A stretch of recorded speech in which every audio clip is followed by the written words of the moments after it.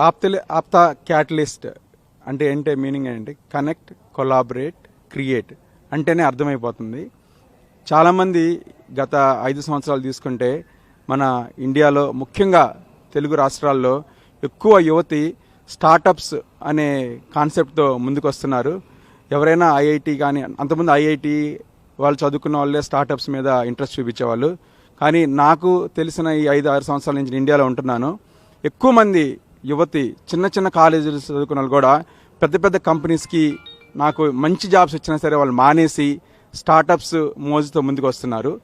అటువంటి వాళ్ళకి ఆప్తా క్యాటలిస్ట్ అనేది మంచి దోహదపడుతుంది, మంచి అవకాశాలు అందరితో ఎక్కువ మందితో. ఎందుకంటే ఇక్కడికి వచ్చే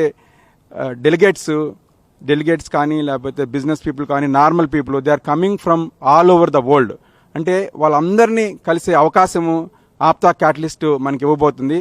అందువల్ల తెలుగు రాష్ట్రాలు ఎక్కడున్నా సరే ఈరోజు అంటే 3rd నైట్, ముఖ్యంగా రేపు అంటే 4th and 5th మీరు ఈ అవకాశాన్ని సద్వినియోగపరచుకుంటారని అనుకుంటున్నాను. అదేవిధంగా please join this APTA catalyst event, make it as a grand success. And 4th and 5th, tomorrow which is Saturday and Sunday which is 5th, there will be a lot of events. ముఖ్యంగా ఆప్తాలో the main focus is a business event. Business events అంటే ఏంటంటే meaning different sectors, logistic sectors అవ్వచ్చు. If you want to start a company and there are a lot of people who have done it in the last 20 years, you will hear from them how to start a company.